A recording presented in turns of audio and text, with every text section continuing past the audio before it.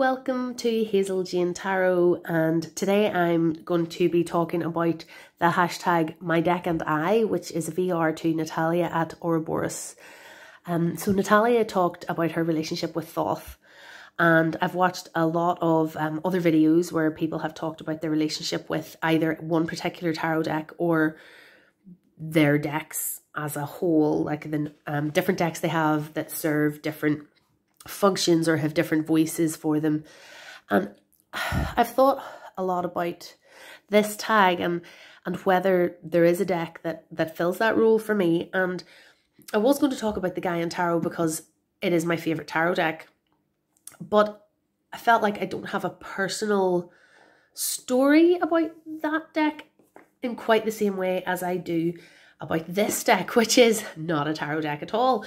It is an oracle deck. The Wisdom of the Oracle was the second ever oracle deck I think I ever bought. So, you know, I had it when I didn't have many decks, and so I used it a lot at the beginning, and I think that really helped me to establish a good understanding of the cards and the system and how it works, because obviously with oracle each deck is its own system, and you do become quite heavily dependent on the little guidebook that comes with a given deck until you're familiar with the imagery and the intention, unless you want to just go off the art and read intuitively from the art.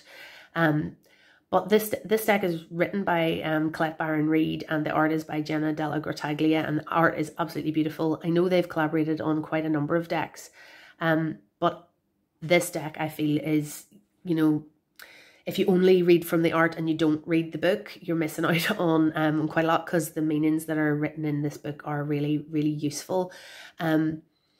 So the story then, my relationship with this oracle, I used this for daily readings for quite a long time. And as you can see, or for 3-card readings as well, I kind of past, present, future readings on a daily basis. And as you can see, the images and the meanings that go with this deck are not all happy, happy, sunshine, positive meanings. They do expose quite a lot of the more challenging and darker aspects of life, as well as, you know, the positive and uplifting things. So this deck has, I found, you know, been just for those day-to-day readings, very punchy, shall we say. So to look at some of Natalia's questions while I'm sort of showing you some of the cards and the range of meanings, and if I see particular one that has a particular resonance, I might stop at that. So the first question was, is your deck observing you, or are you observing the deck, or both? This is kind of a difficult question, because it really comes down to, you know, what do you believe is going on when you read cards? So I suppose my first answer would be, I feel I'm observing the deck, you know, that I look at the imagery, I consider the symbolism, I read the entry in the book if I can't remember, you know, what the card meant from previous uses of the deck. I think about my life, I make those connections. So it's kind of like a psychological kind of self-reflective process. So, and I don't have like an animist understanding of my deck. So I don't necessarily think that this deck in itself has has agency, if you know what I mean. However, you know, how to account for the fact that certain cards come up at just the right time, the synchronicity of that. You know, it's not just confirmation bias where, you know, the card comes up and you're like, oh yeah, that's really relevant, because you make it relevant for yourself. There is something more happening. And obviously as I read cards and I read cards for others, and I see the appropriateness of the cards that have come up, that challenges you more and more to consider, you know, who is reading you. And I love the idea of the cards being a mirror, you know, a mirror that you see yourself reflected in. But, you know, which mirror is chosen on a particular reading is important. This card has come up for me a lot, this round and round, and it's about how, you know, as you ascend a spiral, you know, you come back to the same location, but you're further up than you were before. And so when it seems like things are just repeating and you're back in the same patterns, that it's important to look back and see actually how far you've progressed since the last time you were here. Even though it seems like you're back here again, it's actually, you've made a progression. And this card has come up a lot over the years for me, and in a really apt way. I don't know if I've got the peace card very often at all. Breathe, I think that was one of the cards that's been redrawn in the newer editions of this deck. And it looked really lovely.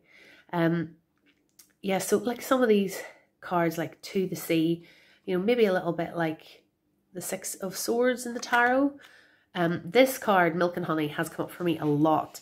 I have, you know, I have issues, I guess, with excessive food consumption and weight, and, you know, trying to eat more healthily and so on. And this card reversed, because reversals are part of this deck, and I think have been really important to use with this deck. Has been one that has come up and has had timely messages for me in that regard of, like, you know, enjoying the good things in life and knowing when to moderate with the good things in life. Let me see some of these other cards. So am I observing my deck, or is it observing me? Something is observing me. Something is giving me the messages that I need to hear when I need to hear them. I don't think it's this paper, but no, there's definitely a bit of both happening. So yes, the answer to that question I have not got to the end of yet, but it's definitely a really interesting one to consider. When I read with this deck, does it read my internal psyche well, or does it, maybe another way to say this is, does it represent my internal psyche well? Like, does this art and these card meanings, do they communicate something about my internal psyche in a way that I understand when I see it? And I think, yes, that's definitely the case. I mean, I've had a lot of times where I've turned over cards and went, oh, okay, that thing. What this deck does a lot is show the thing that you're trying to avoid, the thing that you don't want to think about, the thing that you're trying to ignore. It'll come up in this deck. You know, cards like this are really blunt. Not for you. Don't do that. You know, and then you have lovely positive cards like Loyal Heart, but that can come up reversed as well. And I have certainly had the experience, without going into the personal details of it, I've had things going on in my life that I maybe wasn't aware of or wasn't consciously aware of, and that cards from this deck were pointing me to it by recurring again and again and again and again. And I was kind of obtusely going, I have no idea what that could be about. And then when I finally heard the full story about a particular issue, it was like, oh, that's what that card has been speaking about for for weeks or whatever it had been. So that has happened maybe more than once with this deck.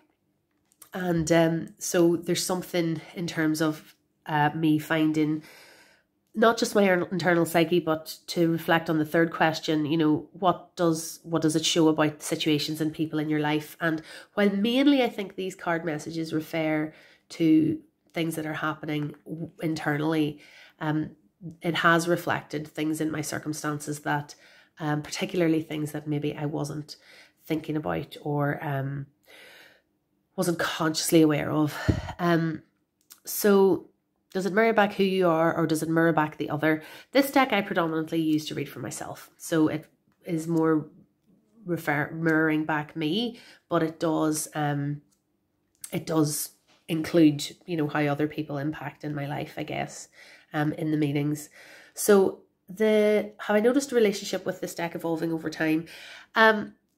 Honestly, I found when I was using it on a daily basis, the readings were very, very accurate.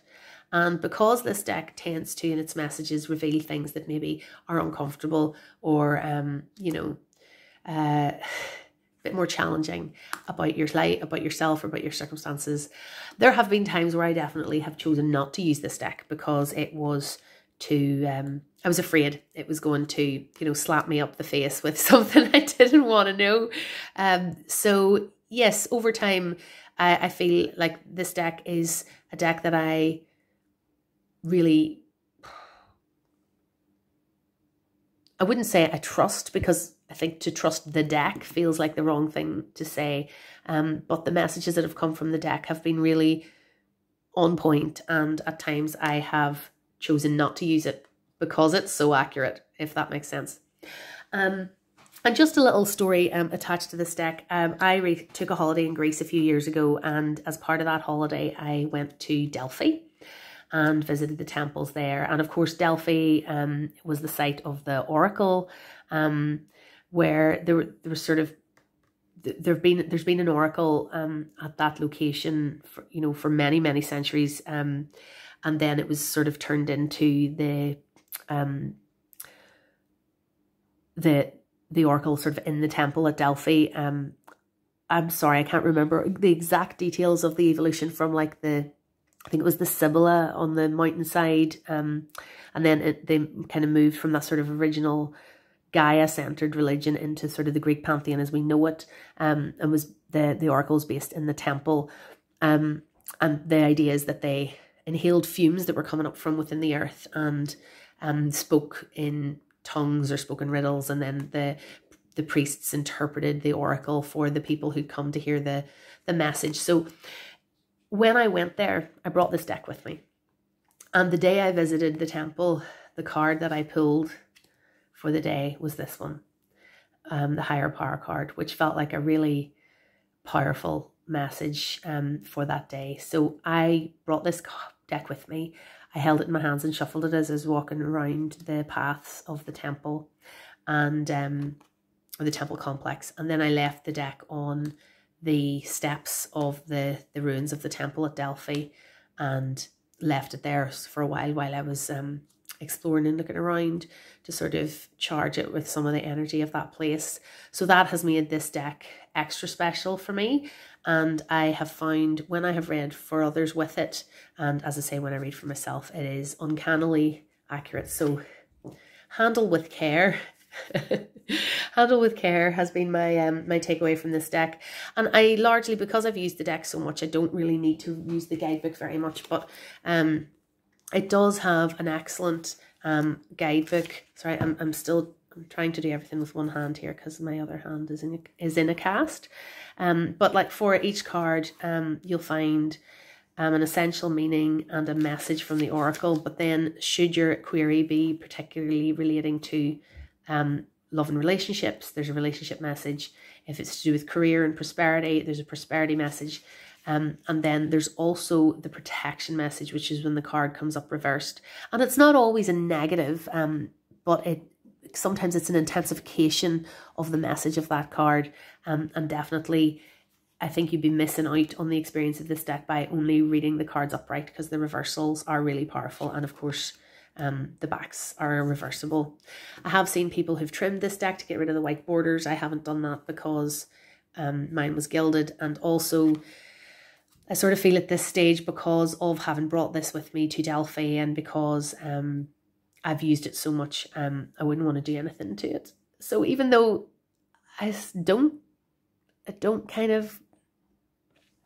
think these pieces of paper have sentience, at the same time, I don't want to cut it with scissors or replace it with the new deck, with the new artwork, because these are the physical cards that I have connected with over the years and brought with me to Delphi. So yes, make of that what you will. I would enjoy having further conversation with you in the comments about this. And if you look up the hashtag #MyDeckAndI, there are so many different understandings of what tarot is, how cards communicate with people, and how they use the decks in their collection. It's really been a fascinating watch. So thank you, Natalia, for getting the ball rolling. And maybe I've taken this off in a slightly different direction by focusing on an oracle deck, but I hope you've enjoyed the video. And if you're new to my channel, I'd love it if you subscribed for more tarot and oracle related content. So yeah, thank you for watching.